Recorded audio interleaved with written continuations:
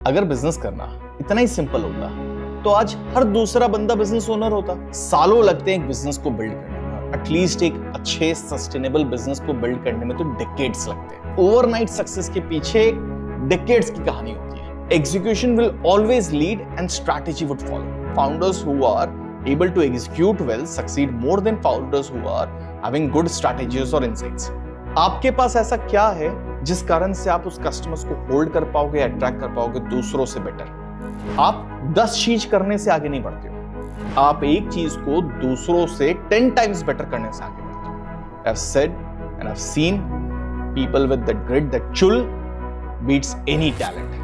But at the end अब ये समझ में आता है एग्जीक्यूशन ही सब कुछ है। अगर बिजनेस करना इतना ही सिंपल होता तो आज हर दूसरा बंदा बिजनेस ओनर होता। मुझे 15 साल हो गए बिजनेस करते हुए और आज हमारे प्लेटफॉर्म को 40,000 से ज्यादा दूसरे बिजनेस ओनर्स यूज करते हैं। और इतने सालों में ना मैंने कई लर्निंग सीखी। स्पेशली ये बात मुझे समझ में आई कि सिर्फ आइडिया या पैशन ही सब कुछ नहीं होता। कुछ बहुत फंडामेंटल्स है जो आपको जानने की बहुत जरूरी है अपने बिजनेस को इंश्योर करने के लिए वो सक्सीड करे। और ये है मेरे 15 साल की लर्निंग जो अगले 20 मिनट में मैं आपको बताने वाला हूं।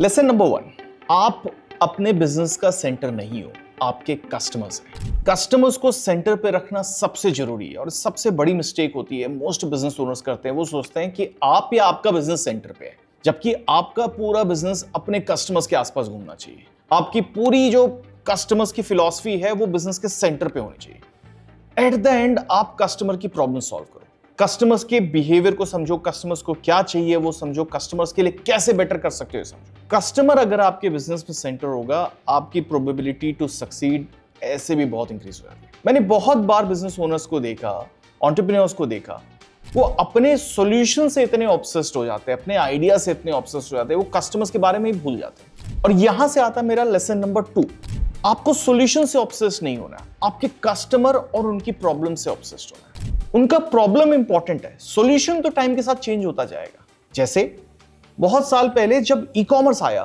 तो प्रॉब्लम था कि कस्टमर्स के लिए बाइंग आसान कैसे बनाया जाए। आज जब ई कॉमर्स शिफ्ट होकर क्विक कॉमर्स बन रहा है, प्रॉब्लम आज भी वही है कि कस्टमर्स के लिए बाइंग आसान कैसे बनाया जाए। सॉल्यूशन बदल गया। एक टाइम में हम ई कॉमर्स की बात कर रहे थे, आज ब्लिंकिट और ज़ेप्टो जैसे क्विक कॉमर्स की बात कर रहे हैं। और शायद फ्यूचर में ये और एफिशिएंट हो जाए, क्योंकि प्रॉब्लम वही है, कस्टमर्स की लाइफ इजी कैसे बनाया जाए, उसके बाइंग को इजी कैसे बनाया जाए। सॉल्यूशंस बदल रहा है। और इसी तरह से हर इंडस्ट्री में ट्रेंड्स बदलते हैं, कस्टमर डिमांड बदलती है। आपको प्रॉब्लम को कोर पे रखना है और उस प्रॉब्लम को जैसे जैसे आप टाइम के साथ और बेटर इंप्रूव करते जाते हो, आप अपने कस्टमर्स को उतना ही सेंटर पे रख पाओगे। लेसन नंबर 3, ये मैराथन है, एक लंबी लड़ाई है। ये एक दिन, एक महीने या एक साल में सॉल्व नहीं होगा। सालों लगते हैं एक बिजनेस को बिल्ड करने में और एटलीस्ट एक अच्छे सस्टेनेबल बिजनेस को बिल्ड करने में तो डिकेड्स लगते हैं। और ये डिकेड्स देना बहुत जरूरी है, क्योंकि कुछ साल तो इनिशियली आपको कस्टमर समझने में निकल जाएंगे, उसके बाद शुरू होगी आपकी उस प्रॉब्लम को डेप्थ में सॉल्व करना, और उसके बाद शुरू होगी ऐसे जर्नीज पे जाना जो दूसरे बिजनेस ओनर्स कभी नहीं समझ पाएंगे। आपके कस्टमर्स के बारे में वो डेप्थ आना जो आप जानते हो, ये आने में काफी साल लगता है। और ये प्रॉब्लम जितनी इनिशियली आपको दिखती है, आसान होती है, उतनी होती नहीं है। इससे एक से अंदर एक लेयर्स खुलते जाते हैं और जितना आप उस अनियन लेयर के कोर में जाते हो, उतना आप उस प्रॉब्लम को ज्यादा अच्छा समझ पाते हो और ज्यादा डेप्थ से सॉल्व कर पाते हो। मुझे आज 15 साल हो गए। इस 15 साल में शायद कोर प्रॉब्लम आज भी वही है और हम हर बार उसके एक नए डेप्थ को सॉल्व कर रहे हैं। आज मार्केट में जब एआई आ रहा है तो हमें लग रहा है जिस तरह से हम प्रॉब्लम सॉल्व कर रहे थे वो तो बहुत बदल गया। अब मुझे वापस से उसी प्रॉब्लम को जो मैं पिछले 10 सालों से सॉल्व कर रहा था, 15 सालों से सॉल्व कर रहा था, मुझे वापस एक नए तरह से सॉल्व करना है। और यहीं पे एक और पॉइंट बहुत इंपॉर्टेंट होता है कि क्या हम उस प्रॉब्लम से, उस कस्टमर की चीज से इतने ऑब्सेस्ड हैं कि हम 15 साल तक सॉल्व कर सकते हैं। क्योंकि एट द एंड अगर मुझे एक बहुत ही डेप्थ बिजनेस बनाना है, मुझे बहुत long term sustainable high growth business बनाना है, तो मुझे उस जर्नी पे जाना पड़ेगा। अक्सर हम ऑब्सेस्ड हो जाते हैं इन स्टोरीज को सोचकर, जहां हमें लगता है कि यार ये देखो 2 सालों में इतना बड़ा कर लिया, इनकी ग्रोथ अचानक से 1 साल में इतनी बड़ी हो गई। अक्सर या तो हम मीडिया में छपे हुए उन आर्टिकल्स के शिकार हो जाते हैं जो आधे पिक्चर शेयर कर रहे हैं, या अक्सर हम उस पीछे के 10 साल या 20 साल के एफर्ट्स को नहीं देख पाते जो उस एंटरप्रेन्योर ने करी हो। हर ओवरनाइट सक्सेस के पीछे डेकेड्स की कहानी होती है, उस कस्टमर को समझने की, उस प्रॉब्लम को जानने की, उस प्रॉब्लम को सॉल्व करने की। और कई बार मीडिया में कहने के लिए उस चीज को प्रेजेंट किया था, ये तो ओवरनाइट सक्सेस था। लेकिन मैं इतने सालों में जितने और एंटरप्रेन्योर के साथ मिला हूं, मैं ये बात जानता हूं कि ओवरनाइट सक्सेस नहीं होता है। हर एक बिजनेस डेकेड्स लेता है बनने के लिए, मैच्योर होने के लिए। और इसीलिए आप मान के चलो कि एक मैराथन रहेगा, ये स्प्रिंट नहीं होगा। आपको उस मैराथन में स्प्रिंट की तरह दौड़ना है, लेकिन ये मैराथन है, एक लंबी लड़ाई है। तो कई बार जब थक जाओ, थोड़ा ब्रेक लेना भी ओके है। कई बार जब परेशान हो जाओ, थोड़ा सा रुक जाना भी ओके है, क्योंकि लड़ाई तो चलेगी। अभी लड़ाई तो काफी लंबे टाइम तक चलेगी। और जैसे मैराथन में आप अक्सर रुक के फिर वापस दौड़ना शुरू करते हो, आप स्लो होते हो, फिर वापस से मोमेंटम गेन करते हो, यहां भी वो होगा। Lesson number 4, execution Yeats strategy and breakfast. इतने सालों में मुझे लगता था आइडिया बहुत इंपॉर्टेंट है, आइडिया के बाद में आया स्ट्रैटेजी पे, कैसे प्लान करें, कैसे इस चीज को स्ट्रेटेजाइज करें, कैसे सोचे इस प्रॉब्लम को कैसे सॉल्व करना है। बट एट द एंड अब ये समझ में आता है एग्जीक्यूशन ही सब कुछ है। एग्जीक्यूशन के बहुत सारे एलिमेंट्स हैं, हम कितनी जल्दी उसकी तरफ ड्राइव कर सकते हैं, कितने हम फास्ट आइटरेशंस कर सकते हैं, कितने तेजी से उस कस्टमर की प्रॉब्लम को सॉल्व करने के लिए स्टेप बाय स्टेप बढ़ा सकते हैं।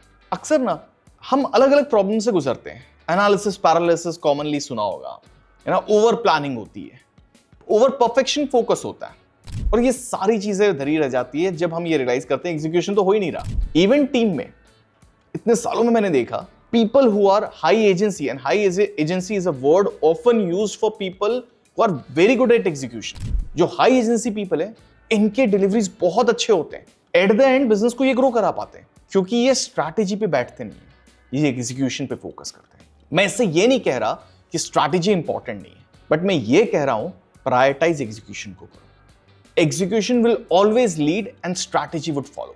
आपकी एग्जीक्यूशन से स्ट्रैटेजी इंप्रूव होती जाएगी, बट उस पर वेट करना नहीं है, उस पर बहुत ज्यादा ऑब्सेस नहीं होना है। एग्जीक्यूशन हमेशा ना एक डायरेक्शन दिखाता है, आपको तुरंत आइटरेशन के साथ बिजनेस में आगे बढ़ने का डायरेक्शन दिखाता है, जो आपकी स्ट्रैटेजी को सही बनने में हेल्प करता है। अक्सर हम स्ट्रैटेजी को इतना ऑब्सेस्ड कर जाते हैं कि हम समझ ही नहीं पाते हैं कि इस प्रॉब्लम की डेप्थ कहां पर है, और यहीं पे एग्जीक्यूशन में आगे निकल जाता है। और इसीलिए founders who are able to execute well succeed more than founders who are having good strategies और insights. Point number 5, separate out G T M from operations. धंधा कहां से आएगा और धंधा कैसे चलेगा, ये दो बहुत डिफरेंट सब्जेक्ट है।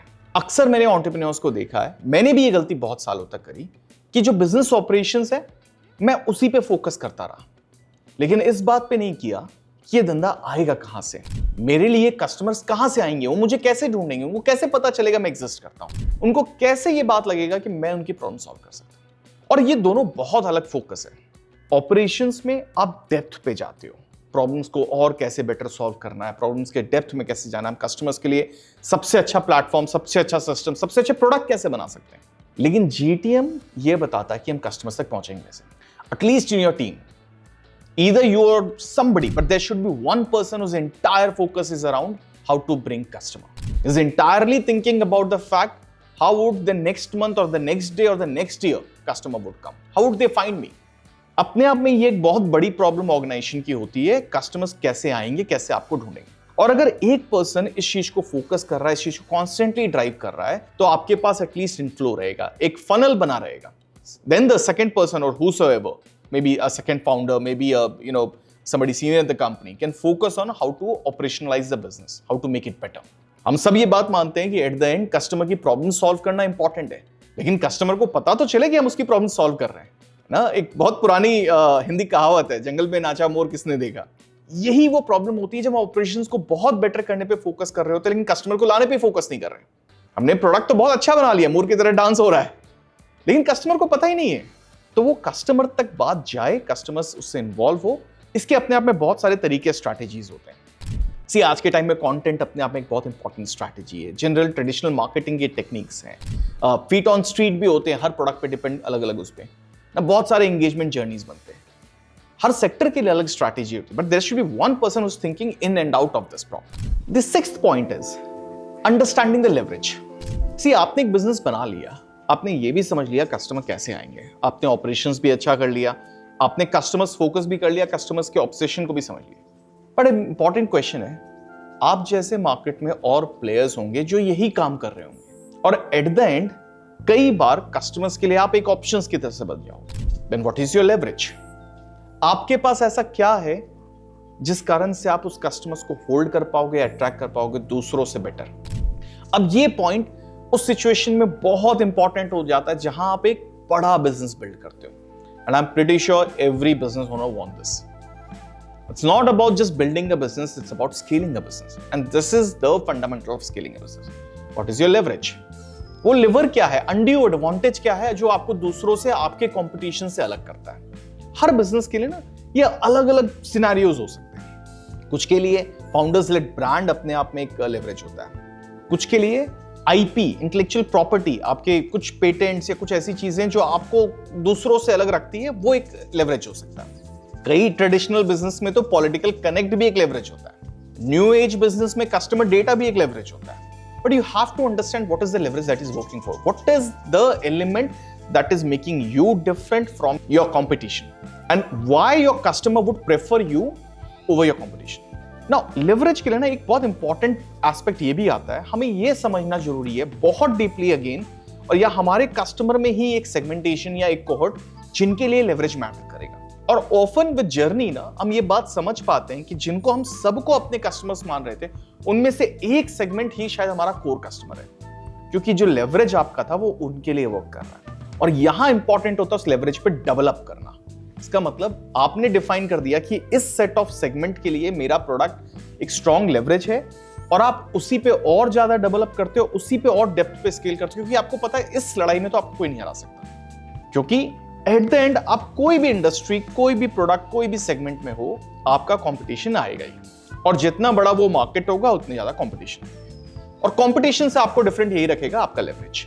बिना अनड्यू एडवांटेज के कोई भी बिजनेस बड़ा नहीं हो सकता है। आप बिजनेस जो इससे पहले मैंने जितने पॉइंट्स कहे उसके बेसिस पे बना तो लोगे, but without identifying leverage you won't be able to scale, period. 7th point, it's a very important lesson. ये ना बिजनेस के दूसरे जो कई फंक्शन, छोटे छोटे फंक्शन में काम आएगा, इसको ना हर इंडिविजुअल फंक्शंस में अप्लाई करना। This is prioritization. Prioritization everything to focus on limited item which can be your undue advantage. हर चीज में, मार्केटिंग में, सेल्स में, कस्टमर सर्विस में ना आपके पास हर समय ना करने को 10 टास्क होंगे, 10 ऑप्शंस होंगे, 10 स्ट्रैटेजी होंगे, 10 एग्जीक्यूशन प्लान्स होंगे, 10 कस्टमर डेफिनेशंस भी होंगे। और हम अक्सर ना कंफ्यूज हो जाते हैं, क्योंकि हम कहते हैं ये सब मेरे कस्टमर्स हैं, ये सब मेरी स्ट्रैटेजी है, ये सब जीटीएम फॉलो करेंगे। तो यही होती है गड़बड़, आपने फोकस किया ही नहीं। आपको समझना पड़ेगा कि आपका कोर फोकस कहां है। अगर आप 10 चीज कर रहे हो, आप एक भी चीज अच्छे से नहीं कर रहे हो। आप एक चीज अगर मान लो कि ये मैं सबसे अच्छा कर सकता हूं, तो उसी पे फोकस करो, प्रायोरिटाइज करो। बहुत सारे तरीके हैं प्रायोरिटाइजेशन के, सॉर्ट मेथड है, डिफरेंट मैथमेटिकल फॉर्मूलाज है। एक तरीका जो भी आपको लगे उसके बेसिस पे प्रायोरिटाइज करो। आप ये समझो कि क्या एक ऐसी स्ट्रैटेजी, एग्जीक्यूशन, कस्टमर डेफिनेशन या कुछ भी जो आपके लिए इंपॉर्टेंट है।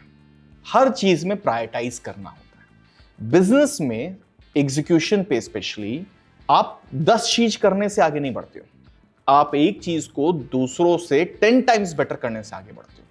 तो वो एक चीज जो आप दूसरों से 10 टाइम्स बेटर कर सकते हो, उसके लिए 10 टाइम्स फोकस भी चाहिए होगा, और वो फोकस तभी आएगा जब आप 9 चीजों से कम कर सकते हो। इसके ना मैं बहुत अच्छा एक एग्जांपल मुझे लगता है एप्पल के प्रोडक्ट्स। एप्पल के प्रोडक्ट्स हमेशा फीचर्स लिमिटेड देते हैं, उनमें 10 फीचर्स नहीं है, वो हमेशा फीचर्स को लिमिट करते हैं, बट उन चीजों पे लिमिट करते हैं जो बहुत कोर है, बट वो चीजों को दूसरों से बहुत बेटर करते हैं। आज भी एप्पल कैमरा सबसे अच्छे हैं क्योंकि उन्होंने कैमरा पे फोकस किया। एंड्रॉइड यूजर्स कई बार ये कहेंगे देखो ये 10 चीजें तो हमारे पास पहले से थी, लेकिन Apple is always the best selling phone because they have focused on one thing very depth, और ये डेप्थ फोकस से ही आ सकता है। It's very important to reject rest 8 things, नहीं करना, और इसके लिए कई बार बहुत स्टबर्ननेस चाहिए because your customers, your team members, your market scenarios, everything will keep telling you, अरे ये भी तो कर सकते हो, why you missing on this opportunity? Why you not doing this? Why you not executing this strategy? The moment you start focusing on other things, you lose the focus. Point number 8, grit beats the talent. I've worked with thousands of people in last 10-15 years. I've said and I've seen people with that grit, that chul beats any talent. At the end, it's the perseverance, it's the the desire to execute that makes it great. howsoever talented person you are, if you're not having that grit, you lost it. And that should be the ideal definition of building the team. Your team should be comprised of people who are very, very focused on execution, very focused on perseverance, and not the best of the talent maybe. I'm not saying talent is not important, but if talent comes without grit, it's not important. Talent has to come with the grit, then it's the best of the combination. But if I have to choose between two people, if somebody is like absolutely with grit, absolutely passionate about it, he can play long term on it, and there's another person who might not be there but it's very, very talented, I'll always choose a long term bet. I'll always choose a person whose perseverance is there, whose execution is there. That's what I learned about team in last so many years. And those people, it might look like a slow start often, but trust me, it takes you to a very different journey. The best of the people I've seen in my team have that execution skill, have that perseverance for long term.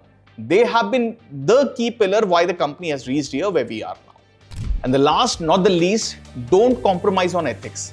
यार market में आए दिन startups के हम किस्से पढ़ते हैं. अभी रिसेंटली एक किस्सा आया है फ्रॉड का. एंड वी ऑल नो कि ये कितना इकोसिस्टम को हर्ट करता है एंड पूरा का पूरा बिजनेस ओवरनाइट खत्म हो जाता है. Howsoever it was good in every aspect of it, howsoever it was, we all were loving its services, the business has gone down because they have compromised on the ethics. We often would want to see a short-term benefit, but trust me, business won't survive long-term if you don't have a hard boundary on ethics. You can't really breach ethics at any point. The moment you start stepping on the line, you'll start stepping on it again, and somebody, your team, will step it further and further, and one day you'll realize there is no ethics. Have it as a set boundary. Don't ever compromise on it. This is a fundamental of the business. At the end, it is about breaking the trust. Trust of your investors, trust of your employee, trust of your stakeholders. You can't do it. You can't breach the trust of your customers. So it has to be a zero tolerance policy for ethics. And that's very important for making it long. All the points combined, these are my 9 fundamental lessons. It took me 15 years to learn this. I've tried to summarize for you in 20 minutes. I hope it's worth it.